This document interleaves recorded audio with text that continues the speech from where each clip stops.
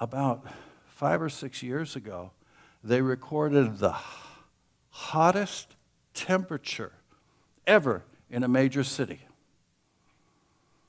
And they said it was so hot that metal on cars began to crinkle, fold up, that it was so hot that actual metal from vehicles was damaged in the heat. And that tops of people's heads, especially people like me, these special people with the anointing,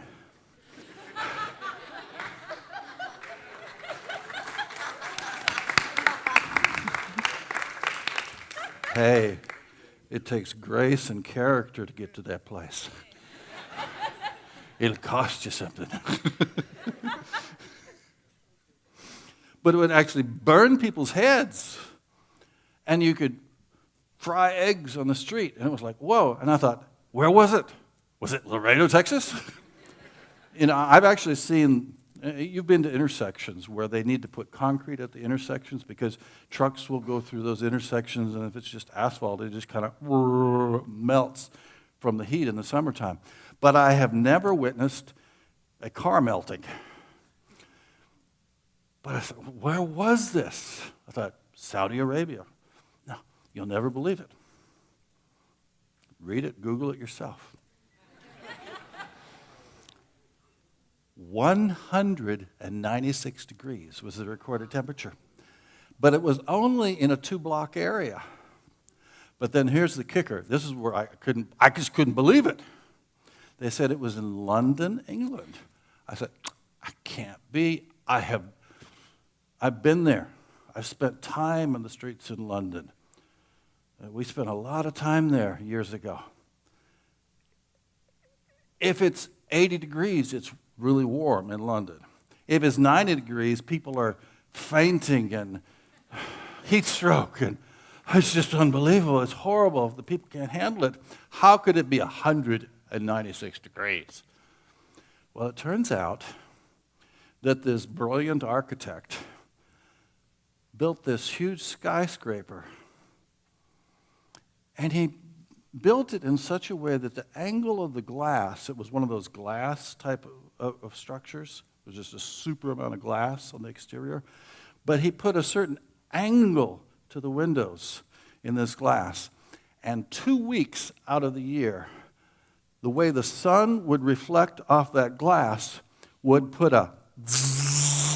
this prism of light that would hit this 2-square-block area, that it would superheat the ground around it, and anything in that 2-block radius was going to melt.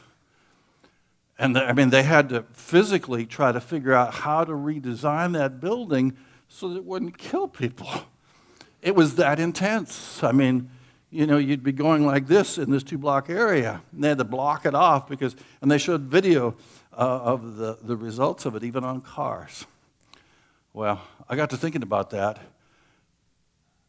and the light of His love shining over us. There are times in my life when I just want to not be seen. And none of you are ever like this, I'm sure. But there are times when I just want to pass through. I don't want the spotlight upon me. But long time ago, I came to an altar, kind of like this. And I got on my knees, and I said, Lord, it's not my life anymore. It's yours. So if you want to use me, then use me. Now, that all sounds really sweet and wonderful. Lord, I'll go where you want me to go. I'll do what you want me to do. Until He actually has you doing things that you're not comfortable with. Things that make you feel foolish inside. Things that make you feel inadequate. Things that you simply don't have the wherewithal to pull it off. And yet you're being called to get out of yourself and follow the path that He has for you, where there's a lot of light. And sometimes that light can feel good, Oh, it's wonderful when the joy of the Lord is there and you got your brothers and sisters on your side. But you know, when you are the only light out there in a sea of darkness, it's a scary thing. It is a fearful thing. You tremble on the inside. But remember that prayer that you made to the Lord, saying, Lord, not my way, not my will. And even Jesus himself did this at the cross.